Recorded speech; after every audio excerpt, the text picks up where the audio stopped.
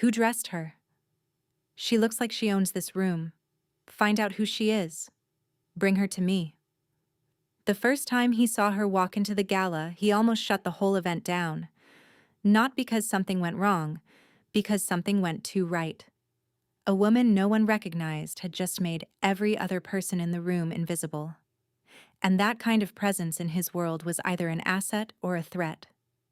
Before we go any further, if you love emotional, addictive stories like this, subscribe to the channel right now because this one, it only gets more intense from here. The Grand Meridian Hotel ballroom was alive with power. Crystal chandeliers cast gold light across 300 guests, each one handpicked and each one dangerous in their own way. Politicians, arms dealers, old money, new fear. And standing above them all, watching from the mezzanine balcony with a glass of bourbon he had not yet touched, was Dominic Sorath. A man who did not attend events. He owned them. A man whose name was whispered in boardrooms and feared in back rooms.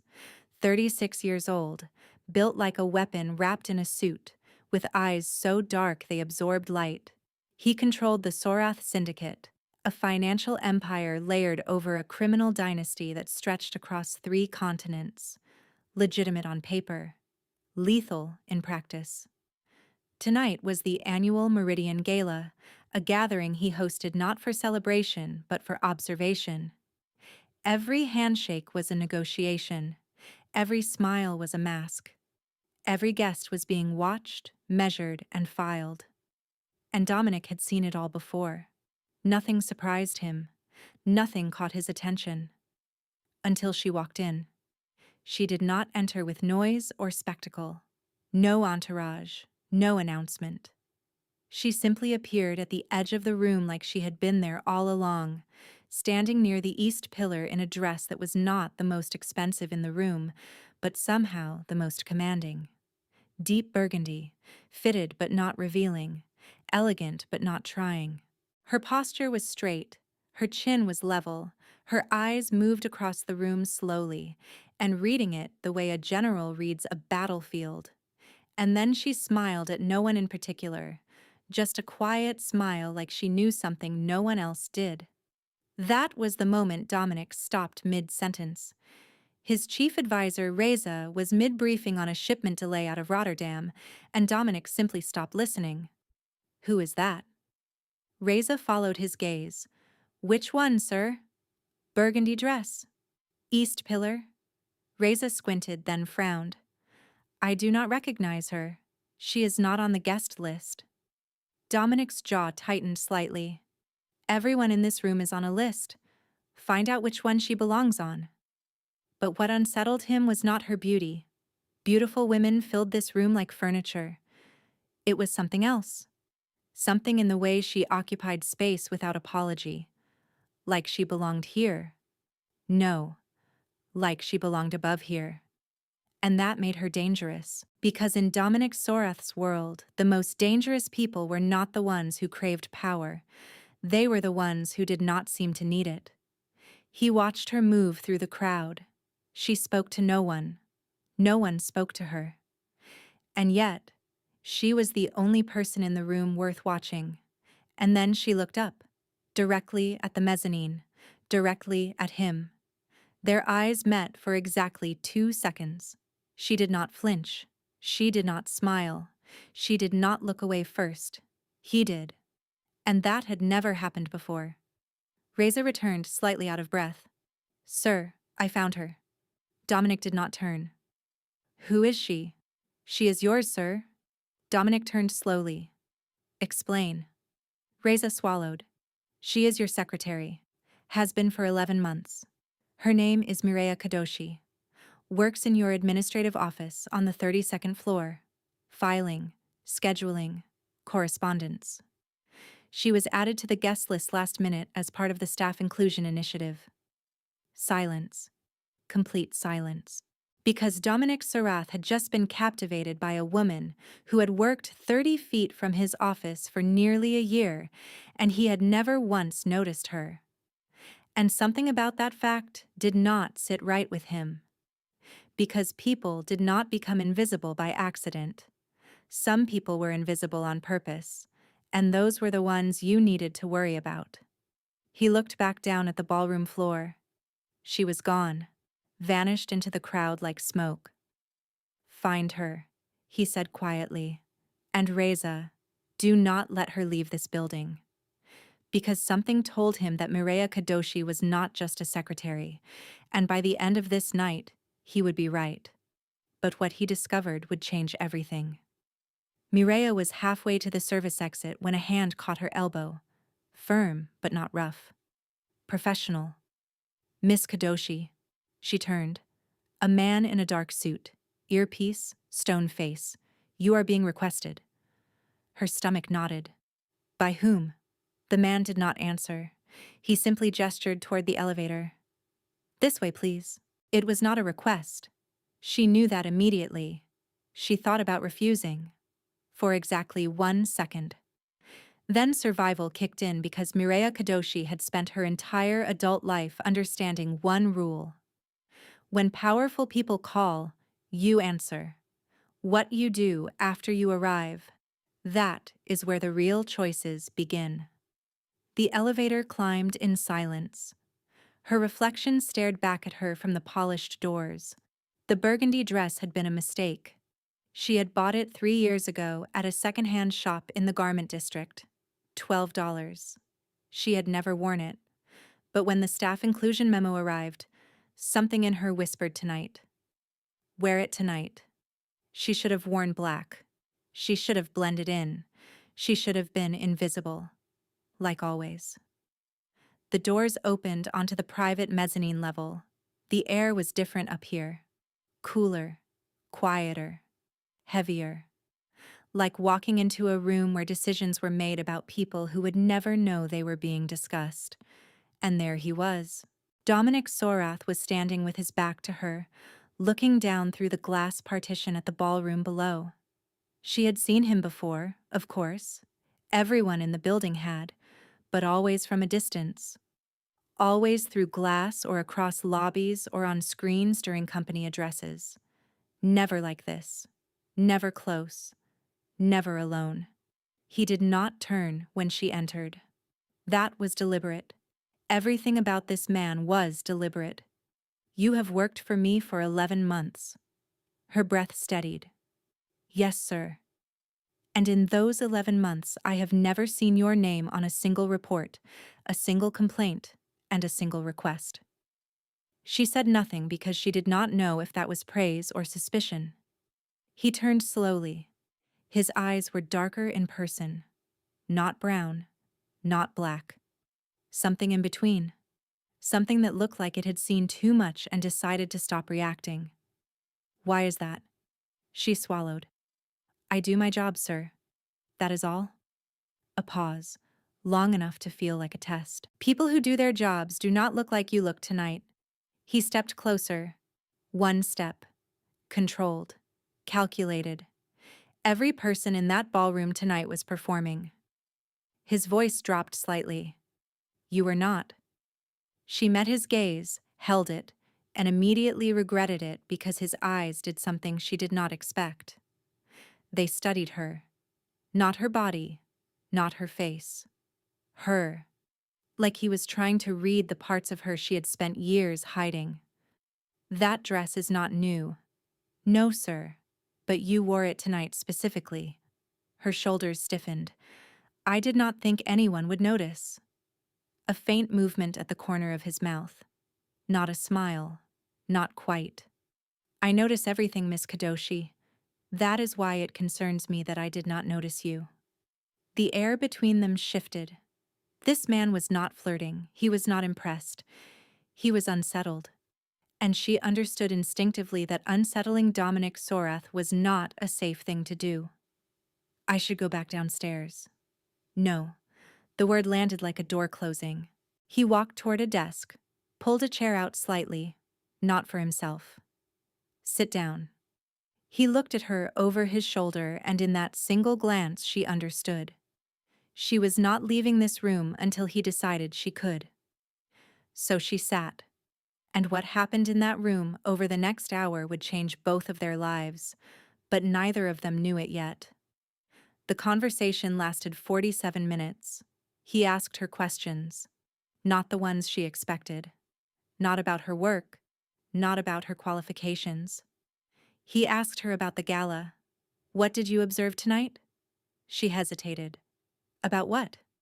About anything. She studied him for a moment, trying to decide if this was a trap. Then she decided she did not care. Your head of security is drinking. Not a lot, but enough. His hand has been unsteady since the second course. If this were a real threat scenario, your East Corridor would be exposed. Also, the ambassador from the Koravan delegation has been avoiding your finance director all evening. That usually means a deal has gone bad or is about to. And the woman in the emerald gown near the West Bar has changed positions 4 times in the last hour, always maintaining a line of sight to the service entrance. She is either planning to leave with someone she should not, or she is waiting for someone who has not arrived yet. Silence. Dominic stared at her, not blinking, not moving. And in that silence, something cracked. The invisible wall between employer and employee. How long have you been doing this? Doing what? Watching. A long time. He leaned back in his chair, and for the first time that night, he looked like he was making a decision he could not reverse. Starting Monday, you report directly to me. Her pulse stopped. What? You are no longer administrative support. Sir, I am not qualified for. He held up a hand. Slight. Controlled. Final. You just read a room of 300 people in under 30 seconds and identified 3 vulnerabilities my trained security team missed. Do not tell me what you are not qualified for. She opened her mouth to respond, but nothing came out, because this was not how things worked. Not for her. Not ever. People like her did not get elevated. They got used, discarded, replaced. That was the pattern. That was always the pattern. But he was already standing, already moving toward the door. Be in my office at 7. A pause at the door. And, Miss Kadoshi, wear whatever you want. And then he was gone.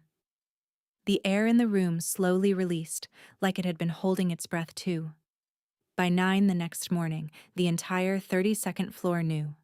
By noon, the whole building was whispering. Dominic Sorath promoted his secretary. Personally, pulled her out of the filing room and placed her in his direct orbit. The reactions came fast. Some were confused. Most were jealous. But one reaction was different from all the rest. Quiet, controlled, and already calculating. On the 48th floor, behind a glass door that bore no name, a woman set down her phone slowly. Her expression did not change, but her fingers pressed into the surface of her desk just hard enough to leave marks. Because she had spent 3 years building her position in Dominic Sorath's world. 3 years of strategy, patience, precision. And now some filing clerk in a second-hand dress had done in one night what she could not do in 1,000. That was not going to stand. And what she was about to set in motion would make everything that came before look like a warm-up. But Mireya had no idea. Not yet. Why her? Why now? And why did something about his words not feel like a promotion, but like the beginning of something she could not undo? She was right to wonder. Because it was. Her first morning in the new role felt like stepping onto a stage where everyone already knew the script except her. The executive floor was nothing like the 32nd. Up here, it smelled like nothing. Perfectly controlled climate, perfectly controlled silence, perfectly controlled everything. Mireya arrived at 6:53, 7 minutes early.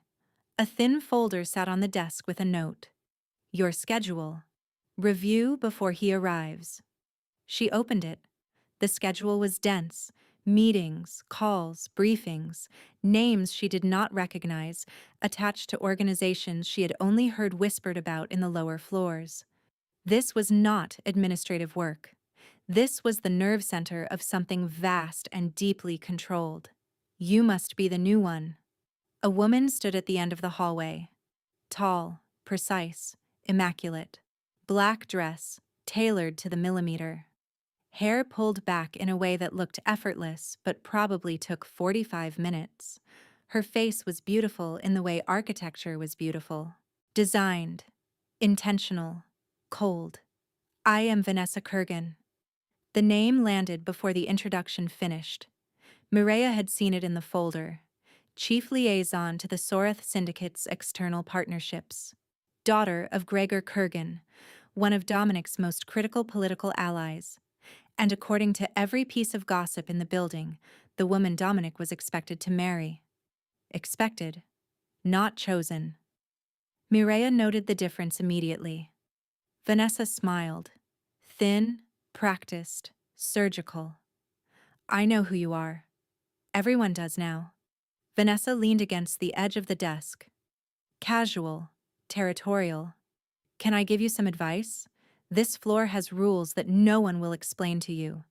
Not the ones in the employee manual. The real ones. Men like Dominic do not elevate people because they are impressed. They elevate them because they are useful. And when the usefulness ends, so does the elevation. Mireya's expression did not change. I appreciate the advice. Vanessa turned to leave, then stopped. I have been in this building for 3 years. I know every hallway, every alliance, every secret behind every door. You have been here one night. A beat of silence. Do not confuse his curiosity with your value. And then she walked away. Heels clicking.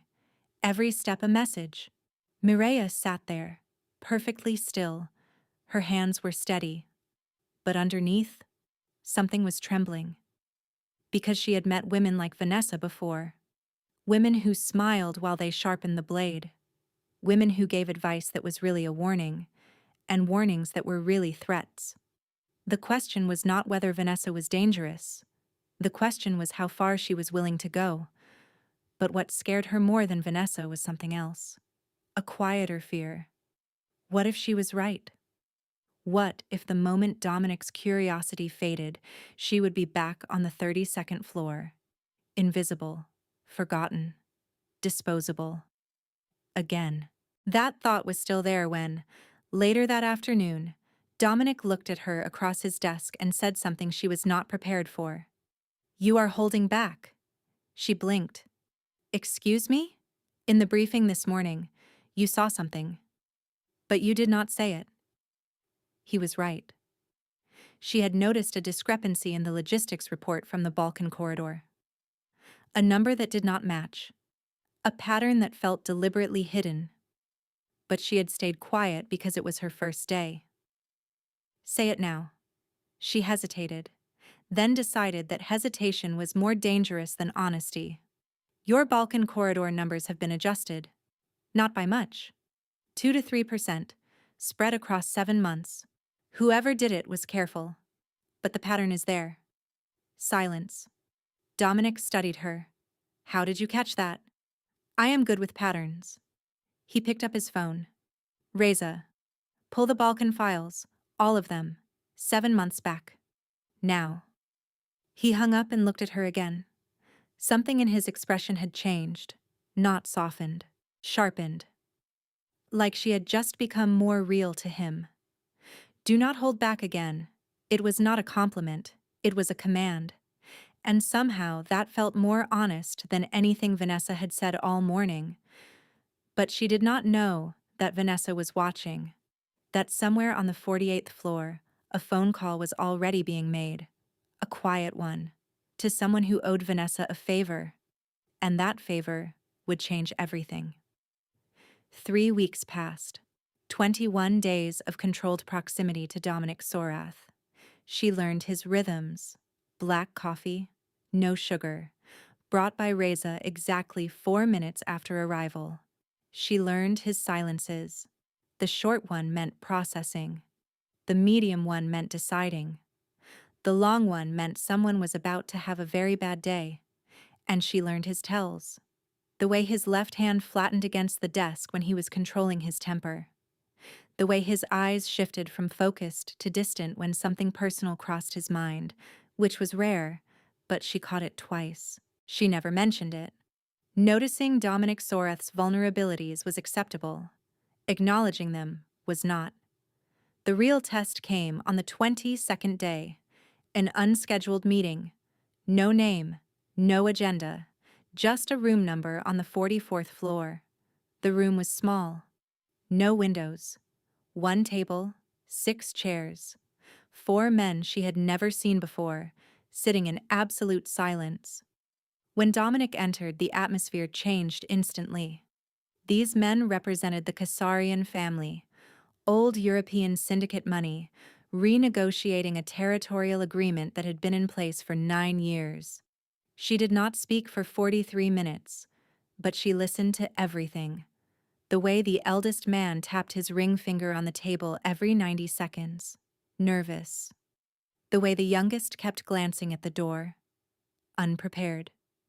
The way the one in the middle watched Dominic with something that was not respect. It was resentment. And then Dominic turned to her and said one word. Thoughts? Every head swiveled toward her. The eldest blinked. The resentful one leaned back and smiled slightly, amused, dismissive. She understood what this was. An arena. He was throwing her in to see if she could survive. She could.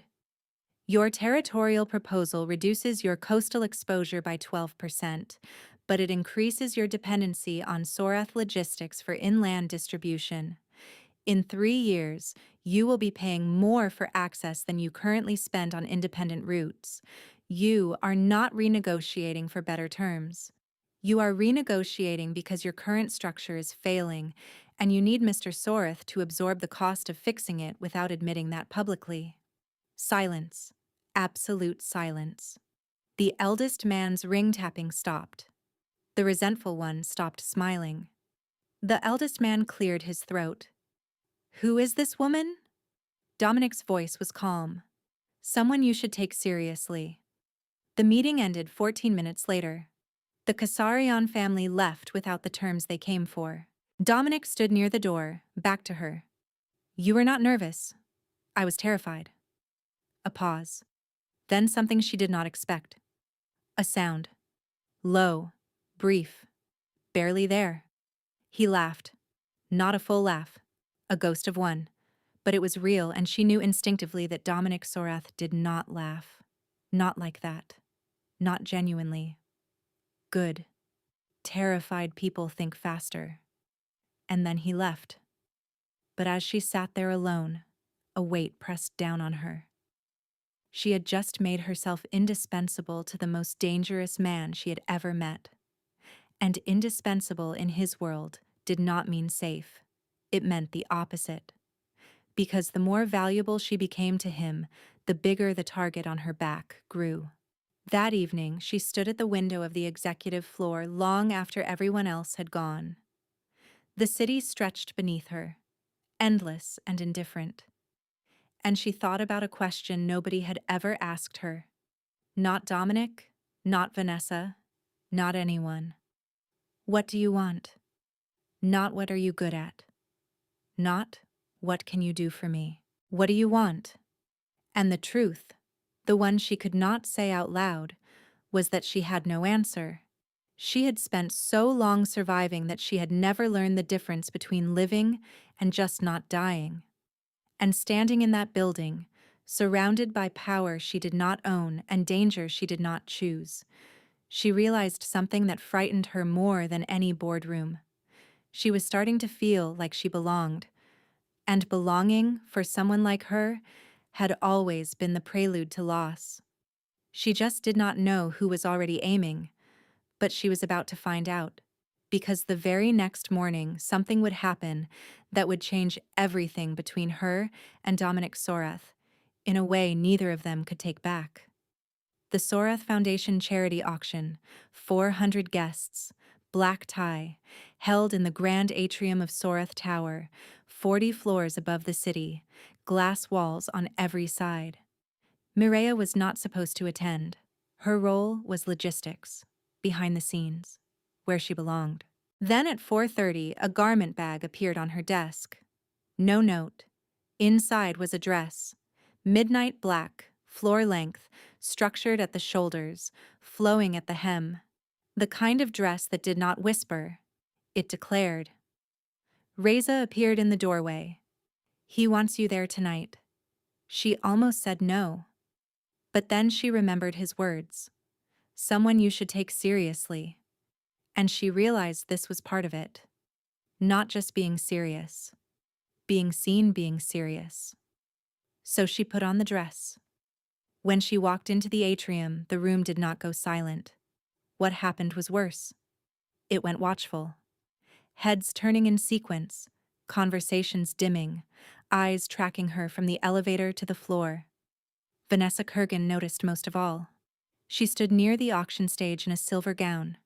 Her eyes were fixed on Mireia like a scope on a target. She came. Vanessa's date followed her gaze. Who is that? Nobody. Yet. A man approached Mireia. Tall, silver-haired, European. You are Sorath's new appointment, yes? She nodded carefully. Mireia Kadoshi. He extended a hand. Bertram Kasarian. Her stomach dropped. The eldest from the negotiation room, the one whose ring-tapping she had silenced with a single observation. You embarrassed my family, in front of people who should not have seen us vulnerable. That was not my intention. He leaned closer. Let me offer you a truth, Miss Kadoshi. When Dominic Sorath is finished with you, and he will be, there will be no soft landing. There will be nothing. And then his hand closed around her wrist. Tight. Too tight. And then a voice behind them. Quiet. Low. The kind of quiet that preceded earthquakes. Remove your hand. Bertram froze, because everyone in this world knew that voice and what it meant when it sounded like that. Dominic stood 3 feet away, calm, composed. But his eyes were something else entirely. Now. Bertram released her wrist slowly, making a show of it. Dominic stepped forward and positioned himself beside Mireia. Not in front. Beside. Miss Kadoshi is under my direct authority. Any grievance with her work comes to me. Any contact with her goes through me. Any hand placed on her without her consent, he paused, does not get placed again. Bertram walked away without another word. Dominic stood beside her, facing the room, and spoke quietly. Did he hurt you? I am fine. That is not what I asked. It will bruise. A muscle in his jaw moved. One small movement. And in that movement she saw something that unsettled her deeply. Anger. Not the cold, strategic kind. The other kind. The kind that came from somewhere personal. He simply stood there beside her for another 40 seconds, letting the room see, and then he walked away. But the damage was already done. Dominic Sorath had just publicly claimed her in front of every power player in his world, and claims in this world came with consequences, the kind that followed you into the dark. Across the atrium, Vanessa watched, her champagne glass perfectly still. Something behind her eyes had shifted into something harder, colder, and far more determined. Because Vanessa Kurgan did not lose. And certainly not to a filing clerk in a borrowed dress. Whatever was coming next was already in motion. It started small, the way all dangerous things do. 3 days later, Mireia arrived to find her access card deactivated. Red light blinking like a warning. You have been reassigned. Floor 32. That is not correct. I report directly to Mr. Sorath. HR had no record of her promotion. Her file still listed her as administrative support. Like the last 3 weeks had never happened. This was not a glitch. This was architecture. Someone had erased every digital trace of her elevation. Clean, professional, untraceable. Vanessa. Mireia walked to the executive elevator, pressed 44. Access denied. She pressed it again. Nothing. She pulled out her phone. She had never used Dominic's direct number. Emergencies only. It rang twice. Miss Kadoshi. I have been locked out. Silence. Then a single word. Where? Main lobby. Stay there. 7 minutes later, Reza appeared. His expression was tight, but his eyes betrayed something she had not seen in him before. Anger. Not at her. Dominic was standing in the hallway outside his office, waiting. When he saw her, his posture shifted. Not visibly, but she felt it. Who did this? His voice was quiet, dangerously quiet. She told him. Every record removed. Every modification routed through a ghost terminal on the 48th floor. No name attached. He turned to Reza. Pull the access logs. Every modification in the last 72 hours. Every terminal. Every keystroke. Then he turned back to her. This will not happen again. But Vanessa was calculating too. And her next move would not be digital. It would be physical. It happened on a Tuesday. Mireya was walking down the east corridor when she felt it. A shift in the air behind her. A presence too close, too deliberate. A man in a maintenance uniform shoved her into the wall. Her shoulder hit first, then her head. Stars exploded behind her eyes. Blood trickled from a cut above her left eyebrow. And then, he was gone. No words, no demands. Just impact and absence. She did not scream. She sat on the cold floor and breathed. Because Mireya Kadoshi had been hit before. Different hands, different hallways. Same message. You are nothing. Stay down. But she did not stay down. She never did. She walked to Dominic's office. When she opened the door, his eyes moved to the cut on her forehead, to the blood on her sleeve. For 3 seconds, nobody spoke. Then Dominic stood. Slowly. Something underneath his movements was vibrating at a frequency she had never felt from him before. Who? One word. Not a question. A demand. He walked around the desk, opened a drawer, pulled out a first aid kit, knelt in front of her. Her breath caught because this was not what men like Dominic Sorath did. They gave orders. They controlled from a distance. They did not kneel. May I? She nodded, unable to speak. He cleaned the cut carefully, hands steady, precise, gentle in a way she did not know they could be. He did not speak while he worked. He did not need to. The act itself said everything that words in his world were too dangerous to carry. And in that silence, something broke inside her. Not painfully, gently, like ice melting. Because no one had ever done this for her. Not in foster homes where injuries were inventoried, not in schools where bruises were noted and filed, not in any of the small, forgettable jobs where she had been small and forgettable too. No one had ever knelt in front of her and treated a wound like it mattered, like she mattered. When he finished, he looked at her with something she had never seen in his eyes, not anger, not calculation, something unguarded, something he did not want her to see. This ends now. It was a warning. Nothing more. No, it was a message. And the message was for me. Someone just told me they can reach you whenever they want, that they can hurt you whenever they want. He stepped closer. That I cannot protect what matters to me. Her heart seized on that phrase. What matters to me? She opened her mouth to respond, but he was already on the phone. Orders in a voice she had never heard. Not cold, barely contained. Then Reza burst through the door. We have a problem. Bigger than the maintenance man. Gregor Kurgan is pulling the Eastern European Alliance. His condition for keeping it is that Mireya Kadoshi is removed from your organization. Permanently. The cost of refusing. Billions. Alliances. Territory. The cost of complying. One person. Mireya stood. I will go. No. Sir, the Kurgan Alliance represents 31% of our. I said no. Tell Gregor Kurgan that his alliance can walk. But she stays. Reza stared. Mireya stared. because this was something Dominic Sarath was never supposed to do. Choose a person over power. And he had just done it. In front of witnesses. With full knowledge of what it would cost. Mireia wanted to speak. Wanted to tell him he was making a mistake. That she was not worth 31% of an empire. That no one had ever thrown away that much for her, and she had no idea how to hold something that heavy without dropping it. But she said nothing. Because the look in his eyes told her this was not a decision.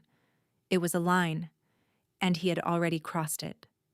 Which meant the next attack would not be a shove in a hallway. It would be something much worse. And it was coming faster than either of them knew. The fallout hit within 48 hours, contracts frozen, shipping routes rerouted, a senior accountant defected, and a plain white envelope arrived at the front desk. Inside, a single photograph. Mireia walking to the building. A red circle drawn around her face. On the back, 2 words. Nice choice. Dominic looked at it for a long time. This is not Kurgan. Kurgan makes threats through lawyers. This is a hunter. He walked to the window, stood in silence, and when he finally spoke, his voice had changed. Older, like he was reaching into a part of his history he had deliberately sealed shut. Serrano. Reza stiffened. Victor Serrano. A name that existed between rumor and nightmare. Former Sorath ally. Former friend. Before a betrayal 6 years ago severed everything between them. Serrano did not attack infrastructure. He did not target finances or supply chains. He targeted people. Specifically, the people who mattered most. He found the one thing you could not replace, and he took it. Not to ransom it. Not to use it. To prove he could. To prove that no wall was thick enough, and no empire was strong enough to protect what made you human. And now, he had found Mireia. In a basement room with no windows and no record of existing, Dominic placed the photograph before his inner circle. Serrano is back. The oldest man, a gray-haired veteran named Tomasz, leaned forward. Then give her up. Dominic looked at him. Slowly. The temperature dropped 10 degrees. Say that again. Tomasz looked away. She is not negotiable. She is not leverage. She is not a piece on anyone's board, and anyone who suggests otherwise is welcome to leave this circle permanently. Mireia was not told about the photograph. She was told her security detail was being increased for precautionary reasons, but she noticed the changes. The way Dominic looked at her now. Not with curiosity. With something tighter. Something that looked like a man calculating how much time he had left.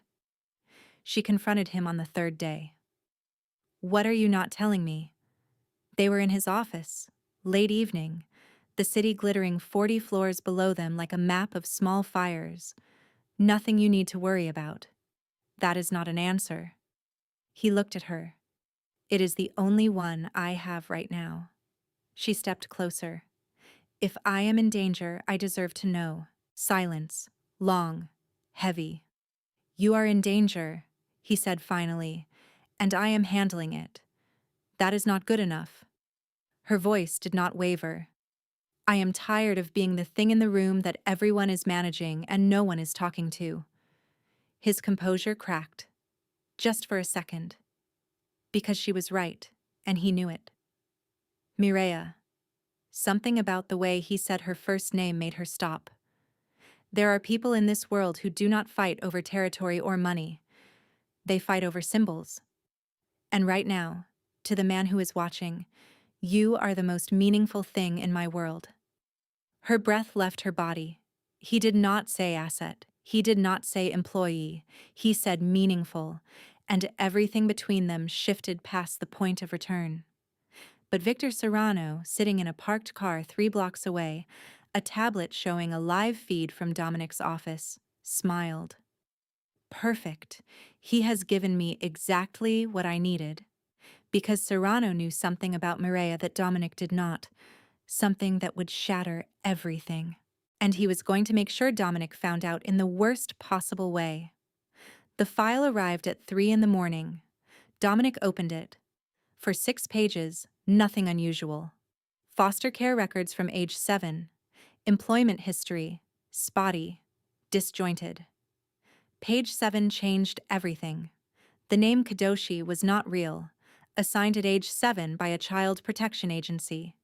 No birth certificate, no hospital records. The agency file sealed under a federal protection order. Page 9. A cross-reference to an international intelligence database. A flagged entry from 19 years ago. A family. Wealthy. Connected. Not to governments. To something older. The family name was Oduya. Dominic stopped reading. The Oduya network had been one of the most powerful independent intelligence brokerages in the world. Not weapons, not drugs, information. They had operated for 3 decades, selling secrets to governments, corporations, and syndicates with equal indifference, untouchable.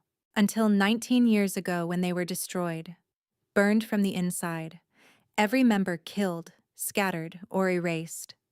Every member except one, a daughter, 7 years old at the time, extracted by an unknown handler, given a new name, buried so deep that not even the people who destroyed the network knew she had survived.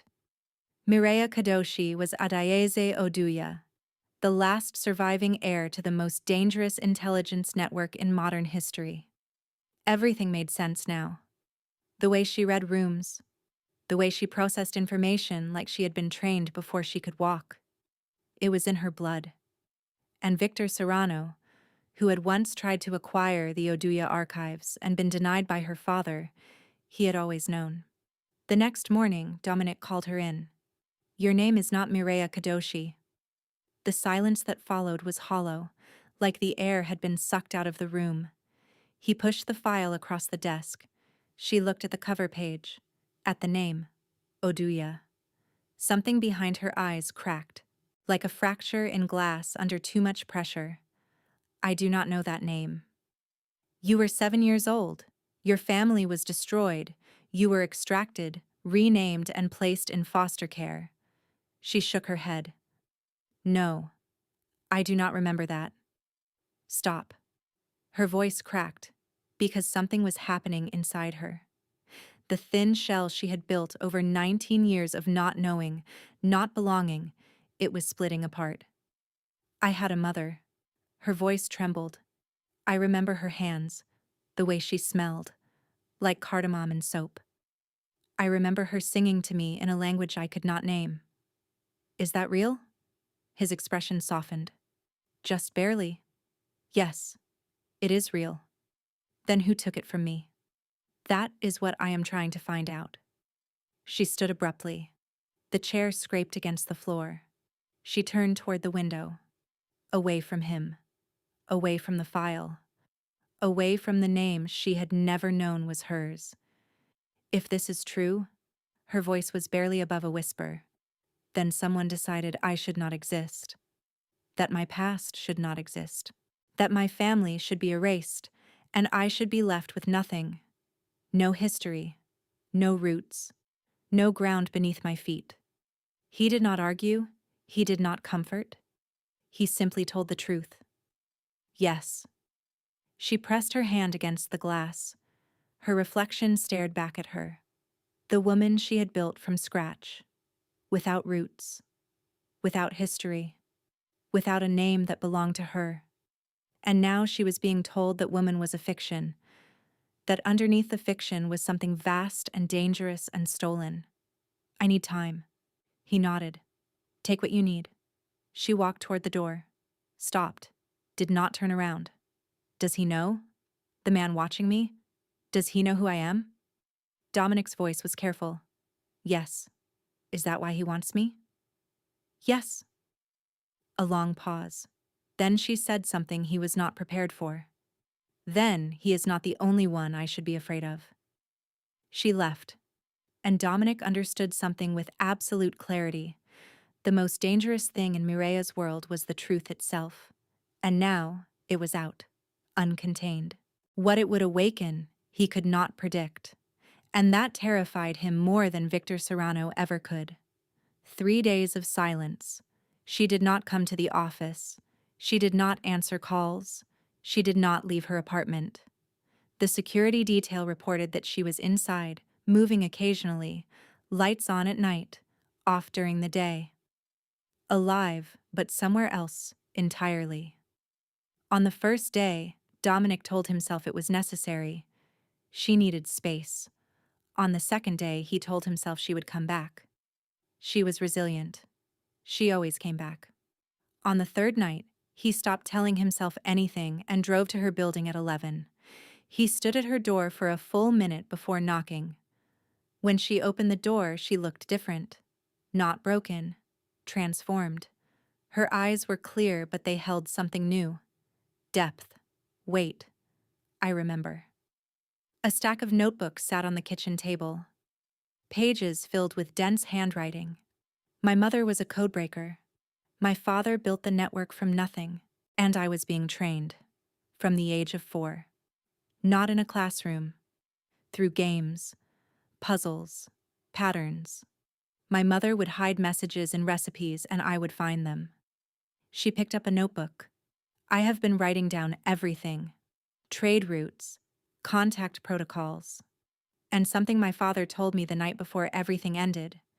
He said there was a vault, digital, a repository of everything the Oduya network ever collected. 30 years of intelligence. He looked at me and said, "You are the key, Adaizi. When you are old enough, you will understand." Her voice caught. I was 7. I did not understand. I forgot everything. Until now. If that vault exists, and Serrano knows about it, then I am not just a symbol. I am a weapon. "What do you want to do?" he asked. Not what should we do. What do you want? I want to stop hiding. I want to know who destroyed my family. I want to find the vault. And I want to make sure no one ever uses who I am against the people I choose. She stepped closer. And I want to do it standing next to you. Not behind you. This was not the woman he had met at the gala. This was Adaize Oduya. And she had finally woken up. 2 nights later. Sarath Tower. The security feeds went dark at 10:47.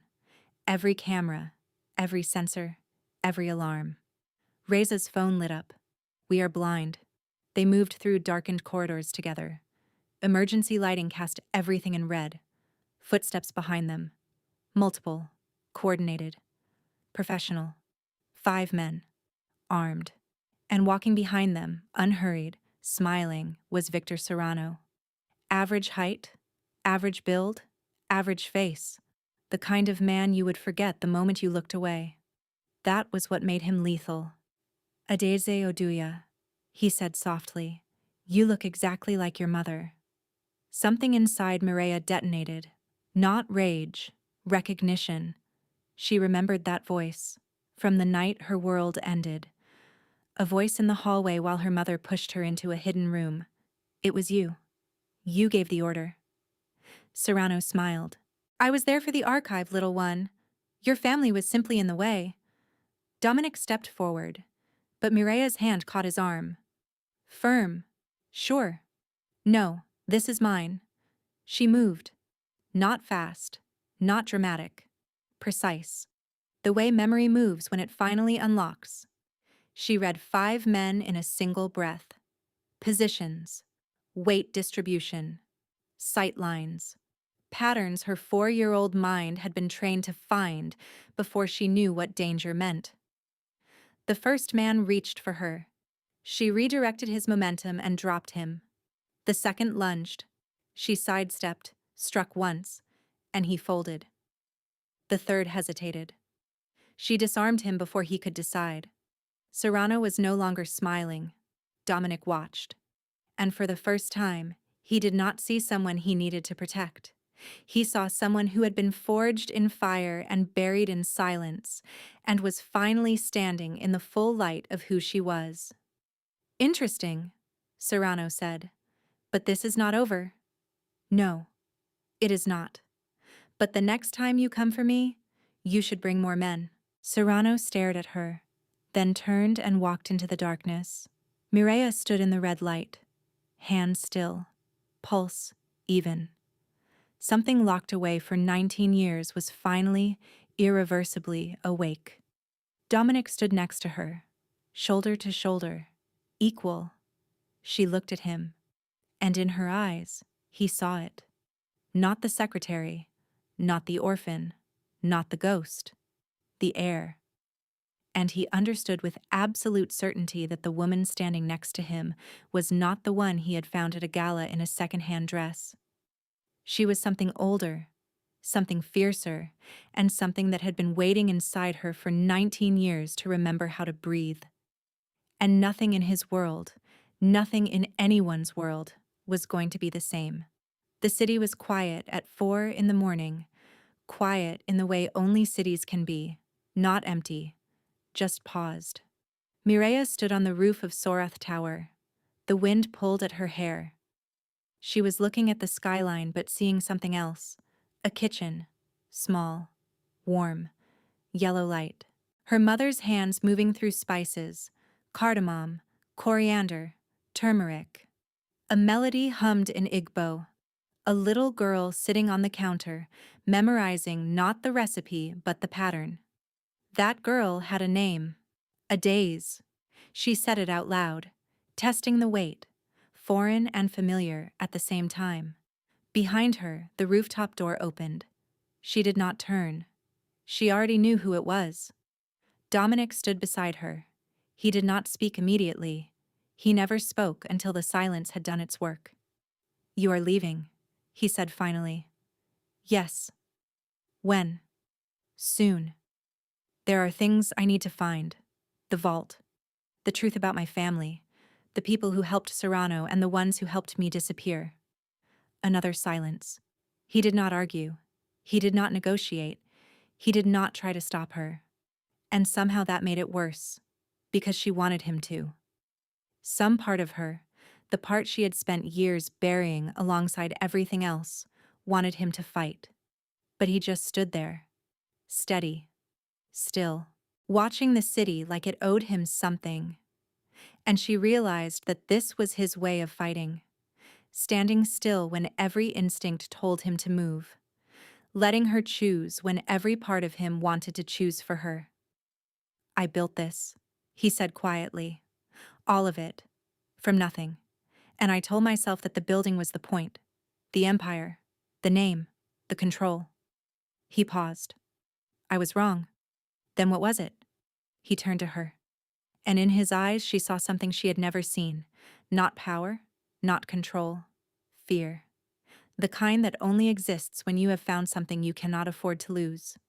You. Her throat closed, because she had spent her entire life being invisible.